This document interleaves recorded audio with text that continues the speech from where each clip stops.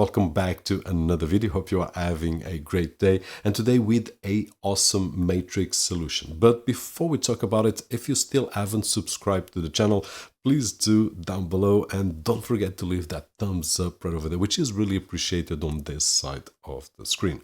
Now today we've got here the OREI Matrix BK-402A, which will, as I said, accept 4 different input sources, and it will output to 2 different TVs or projectors. I will share with you in just a few moments a setup, a cinema setup in this particular case, where we have one output for a TV that supports eARC and one output for a projector. Now, I only use one or another at the same time, but with this matrix we can use on a setup such as this one, or we can have 2 TVs or 2 projectors simultaneously, and they don't even need to be on the same division of the house. So almost unlimited possibilities right over here, and of course with audio extraction and a lot more possibilities. That being said, let's take a closer look at it. Now, taking a look at the connectivity, at the back we will find the HDMI outputs, number 1 with eARC support, and number 2 with all the features with the exception of eARC.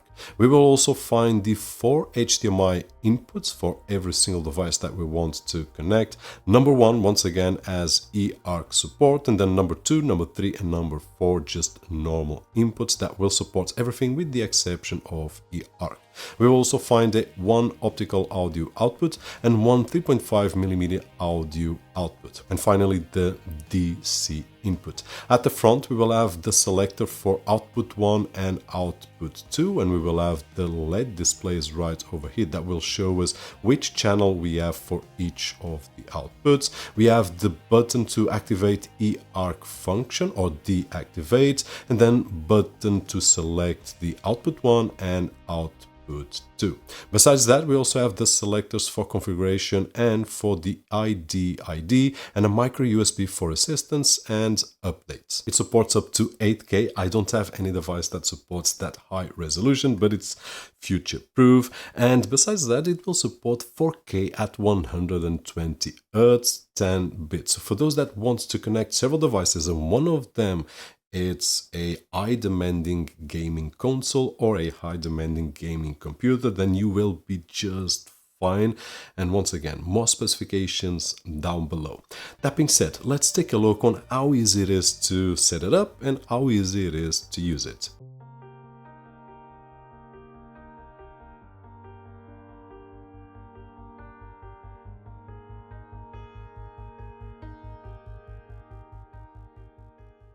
And now with a setup example for this cinema setup right over here with the Matrix from OREI BK-402A, which we have seen during this video. But right now to give you an example of a realistic use case. Now I do have the projector screen halfway and the TV halfway only. Of course we would use this in a normal way, either full open for the projector or fully closed for the TV experience. Nonetheless, to share with you one of the possibilities that we can do with this matrix, here we are halfway through. Now this matrix supports eARC and ARC, so at this moment I've got my connection directly to the TV, which supports ARC. But if your TV does not support, then you can connect to soundbars. I've got a split soundbar right over here, which supports eARC of the single eARC output for the soundbars.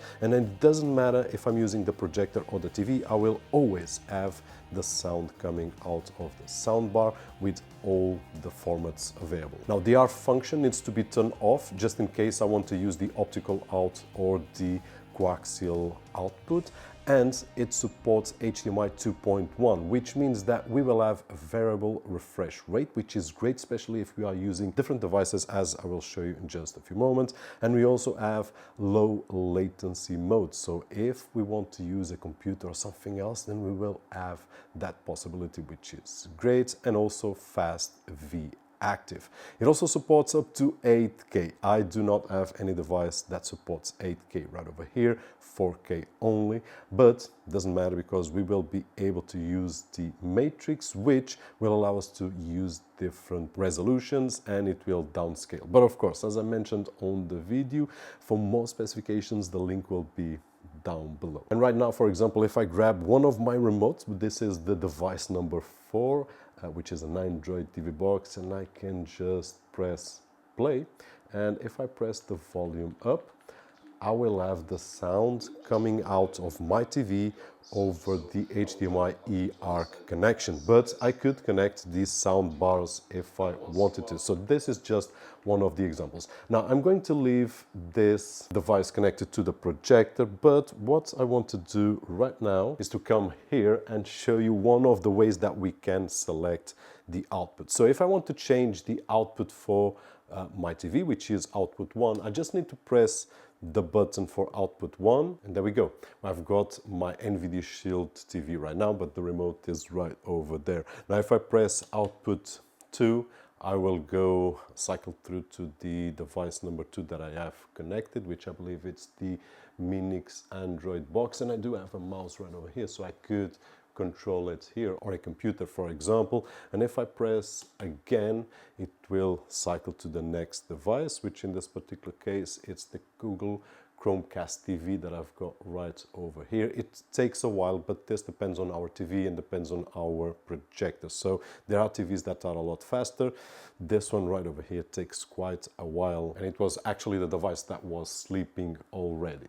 So right now I've got device number 3, and if I press the button again, it will cycle through. And right now you did check that it did sync up, so we would see just for a brief few seconds that it turns off the projector and then it turns on both of them at source number 4. The manual mode is one of the ways to change, but I do prefer the remote control. So the remote control has got these buttons right over here, arrow left and arrow right, and then the number. So if I want to go for my output 1, which is my TV, and if I want source number 1, I just press number 1 and it will change to my source 1, which is the NVIDIA Shield TV, and I've got the remote right over here, so I could control the NVIDIA Shield right now. And if I want to go to number 2, I can just press number 2 and my TV will cycle to number 2. But of course, I don't need to go by the order. I can just jump from number 2, for example, to number 4, which is the same that I'm using on the projector right now. So the potential is huge, and I'm using the 2 sources, one on top of the other, but I could have just one screen next to the other, or one screen on this room and another screen on the next room. And of course, we can use the arrow keys as well. So if I want to move to source number 3, which is just the one next, or the one on the left, I just need to press this button right over here, and right now I'm on source number 3, and if I grab this remote I can control my TV. And of course I'm using the TV as an example, but we could do the other way around. Another button that might be interesting is the one for eARC, which at this moment is activated, but if we want to use the optical output, for example, we will need to deactivate the eARC. And the other button, of course, is the power on and off, and basically this is the way, or one of the ways, that we can use this matrix in terms of connectivity, so that we understand a little bit better how this setup is working. At this moment we've got here the OREI Matrix 402A, BK-402A to be more precise, and I've got everything connected with the exception of the optical out and the 3.5mm audio jack out, because I'm using the HDMI ARC available on the HDMI 1 output, which is this one right over here, and it goes directly to the HDMI ARC that I've got on my TV. Now this output 2 is going to my projector, and this is the way that we will be able to cycle through, as we could see before with the OUT 1 and out 2 buttons, and we can select any of the 4 sources available. Now I've got in source number 1 the NVIDIA Shield TV that we could see. I also have the source number 2 for this Android TV box right over here, and then on source number 3 we have the Google Chromecast with Google TV, and on number 4 we have the Realme 4K. But of course these are just examples. We can use any device that we want. And in terms of audio output, if we don't want to use by any reason the HDMI ARC or eARC, we can connect the optical output or the 3.5mm jack. Now if we want to use these two, as I mentioned before, we will need to deactivate the eARC function, which we can do just press by this button right over here, or we can use the remote to enable or disable. At this moment I'm able to achieve audio on these 2 ports right over here, optical or 3.5mm jack, but if I enable it, then I will have audio on my HDMI device, but I will lose the audio right over here, so just have that in mind. And that is it. Hope that you enjoyed this cinema setup, which will allow us to think on one of the ways that we can use this matrix, but it will also open doors to realize that we can use this in several different ways.